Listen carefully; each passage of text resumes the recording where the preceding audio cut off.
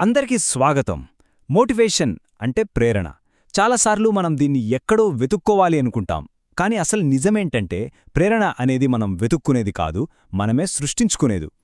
ఈరోజు మనం డ్రైవ్ను, ఆ ప్రేరణను ఎలా క్రియేట్ చేసుకోవాలో చెప్పే 3 చాలా భిన్నమైన పవర్ఫుల్ పద్ధతుల గురించి తెలుసుకోబోతున్నాం. ఇక ఆలస్యం చేయకుండా ఆ 3 కీల గురించి తెలుసుకుందాం. మనలో చాలామందికి ఈ ప్రశ్న ఎప్పుడో ఒకప్పుడు వచ్చి ఉంటుంది కదా, అసలు ఈ మోటివేషన్ ఎక్కడ్నుంచొస్తుంది? కొన్నిసార్లు ఉదయాన్నే మంచం దిగడానికి కూడా ఓపిక ఉండదు. మరికొన్నిసార్లు ఏదైనా పని మొదలుపెట్టాలంటే మనసు ముందుకు రాదు. సో ఈ ప్రేరణకు అసలు సోర్స్ ఏంటి? అది బయటినుంచా లేక మన లోపలి నుంచా? సాధారణంగా ప్రేరణ లేనప్పుడు మనకు మనమే చెప్పుకుంటాం, ఇంకా కష్టపడాలి, ఇంకా ఫోకస్ చేయాలి అని. కాని అసలు విషయం ఎప్పుడూ ఇంకా ఎక్కువ కష్టపడటం గురించి కాదు. కొన్నిసార్లు మనం వెళ్తున్న దారినే మార్చాలి, మన ఆలోచన విధానాన్నే మార్చుకోవాలి. ఈరోజు మనం అలాంటి కొన్ని కొత్త పద్ధతుల గురించి మాట్లాడుకోబోతున్నాం. సరే, మనం మొదటికి వినడం గురించి. వినడమా? మోటివేషన్కి వినడానికి సంబంధమేంటి అని ఆశ్చర్యంగా ఉందా? నిజానికి మనం ఇతరులతో మాట్లాడే విధానమే మనలో ఒక అద్భుతమైన ఎనర్జీని ఎలా నింపుతుందో ఇప్పుడు చూద్దాం. ఇక్కడ చూడండి, వినడంలో 2 రకాలున్నాయి. మొదటిది ప్యాసివ్ లిజనింగ్. అంటే ఎవరో ఏదో చెప్తుంటే మనం మనసు పెట్టకుండా ఊరికే అవునా, సరే అని తలూపడం. ఇది మన ఎనర్జీని తగ్గించేస్తుంది. కాని రెండోది చూడండి, ఇంటరాక్టివ్ లిజనింగ్. అంటే సంభాషణలో పూర్తిగా పాల్గొనడం, ఆలోచింపజేసే ప్రశ్నలు అడగడం. ఇలా చేసినప్పుడు మనలో కొత్త ఆలోచనలు పుడతాయి, మన చైతన్యం పెరుగుతుంది. బ్రెండా యూల్యాండ్ చెప్పిన ఈ మాటలు ఎంత అద్భుతంగా ఉన్నాయో కదా. ఎవరైనా మనం చెప్పేది శ్రద్ధగా వింటే మనకే తెలియకుండా మనలో కొత్త ఐడియాలు పుట్టుకొస్తాయి. అదేవిధంగా మనం కూడా ఇతరులు చెప్పేది శ్రద్ధగా వింటే వాళ్లలోనూ మనలోనూ ఒక కొత్త శక్తి, కొత్త ప్రేరణ పుడుతుంది. ఇదొక సృజనాత్మక ప్రక్రియలాంటిదన్నమాట. ఓకే, ఇప్పుడు మనం రెండో కీ వైపు వెళ్దాం. మొదటి కీ మనల్ని బయటి ప్రపంచం వైపు చూడమంటే, ఈ రెండో కీ మనల్ని మన లోపలికి, మన అంతర్గత శక్తి వైపు దృష్టి పెట్టమంటోంది. అదే సంకల్ప శక్తి, అంటే మన విల్ పవర్. అబ్బా, నాలో అసలు విల్ పవరే లేదు, నేను ఏది అనుకున్నట్టు చివరిదాకా చేయలేను అని మనలో చాలామంది అనుకుంటూ ఉంటాం. ఇది చాలా చాలా కామన్ ఫీలింగ్. కానీ ఈ ఆలోచనే మనల్ని ముందుకు వెళ్లకుండా ఆపేస్తోంది. ఈ స్లైడ్లో ఉన్న మార్పును ఒకసారి గమనించండి.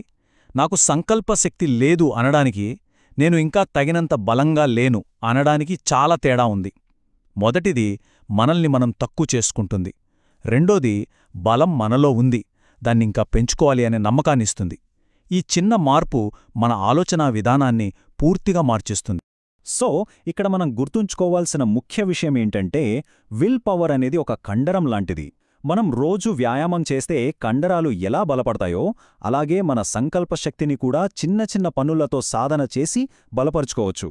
అది మనందరిలోనూ ఉంది. మరి దీన్నెలా నిర్మించుకోవాలి? చాలా సింపుల్. 2 స్టెప్స్. మొదటిది, మనలో సంకల్పశక్తి ఉంది అని బలంగా నమ్మడం, అంగీకరించడం. రెండవది, దాన్ని డెవలప్ చేసుకోవడం. అంటే రోజు ఒక 5 నిమిషాలు వాకింగ్ చేస్తానని అనుకుని చేయడం, లేదా రోజు 1 పేజీ అయినా పుస్తకం చదవడం. ఇలా చిన్న చిన్న టార్గెట్లు పెట్టుకుని వాటిని పూర్తి చేయడం ద్వారా ఆ కండరాన్ని బలపరచడమే. ఇప్పుడు మనం 3వ కీ గురించి మాట్లాడుకుందాం. ఇది చాలా ప్రాక్టికల్. మనలో ఉండే సంకోచాన్ని, బద్ధకాన్ని దాటడానికి ఇదొక సూపర్ టెక్నిక్ అన్నమాట. మానసిక అడ్డంకులను దాటడానికి యాక్షన్ని ఎలా వాడుకోవాలో ఇది చూపిస్తుంది. మనకు ఫిజిక్స్లో ఒక సింపుల్ రూల్ తెలుసుగదా, కదులే వస్తువు కదులుతూనే ఉంటుంది. మన మోటివేషన్కి కూడా ఈ రూల్ వర్తిస్తుంది. ఒక్కసారి ఒక చిన్న పని మొదలుపెట్టామంటే చాలు, అదే మనకు ఊపినిచ్చి మరో పని చేసేలా చేస్తుంది. ఆ మొదటి అడుగు వెయ్యడమే అసలు విషయం. సక్సెస్ఫుల్ అయిన చాలామందికి ఇలాంటి చిన్న చిన్న ఆచారాలుంటాయి.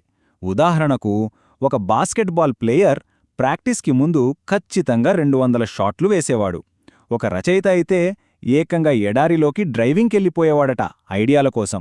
ఒక కంపోజర్ అయితే ఒకేసారి 3 రేడియో లాంచ్ చేసి మ్యూజిక్ క్రియేట్ చేసేవాడు. ఇవన్నీ వాళ్ళని ఆ పనిలోకి దించే ట్రిగ్గర్స్ అన్నమాట. దీని వెనుక ఒక సింపుల్ సైకాలజీ ఉంది. డ్రైవింగ్ చేయడం లాంటి పనులు మన మెదడులోని లాజికల్ పార్ట్ను, అంటే ఎడమ భాగాన్ని బిజీగా ఉంచుతాయి. అప్పుడు మన క్రియేటివ్ పార్ట్, అంటే కుడి మెదడుకు స్వేచ్ఛ దొరికి అది స్వేచ్ఛగా ఆలోచించడం మొదలుపెడుతుంది. అంటే ఇక్కడసలు పాయింట్ ఏంటంటే, మోటివేషన్ వస్తుందిలే అని ఎదురుచూడక్కర్లేదు. ఒక చిన్న ఆచారాన్ని మొదలుపెడితే చాలు, ఆ యాక్షనే మోటివేషన్ను లాక్కొస్తుంది. ఆ ఆచారం మనల్ని సంకోచించకుండా ముందుకు నడిపిస్తుంది. ఇప్పటిదాకా మనం చెప్పుకున్న ఈ 3 వ్యూహాలు కేవలం పనులు పూర్తి చేయడానికి మాత్రమే కాదు, మన జీవితాన్ని ఒక కళాఖండంలా తీర్చిదిద్దుకోడానికి. ఇది కేవలం రైటర్స్ కోసమో ఆర్టిస్టుల కోసమో కాదు, మనం స్టూడెంట్ అయినా ఉద్యోగి అయినా ఎవరైనా సరే ఈ సూత్రాలు అందరికీ వర్తిస్తాయి. ఎందుకంటే మన జీవితమే మనం సృష్టించుకోవాల్సిన అతిపెద్ద ప్రాజెక్ట్.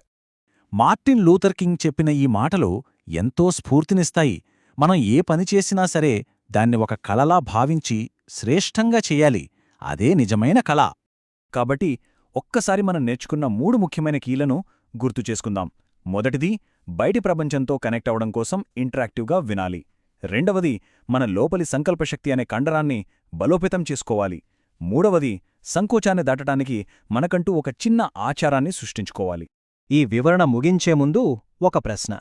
మరి మనల్ని ప్రతిరోజూ కదిలించే ఆ చిన్న ఆచారమేంటి?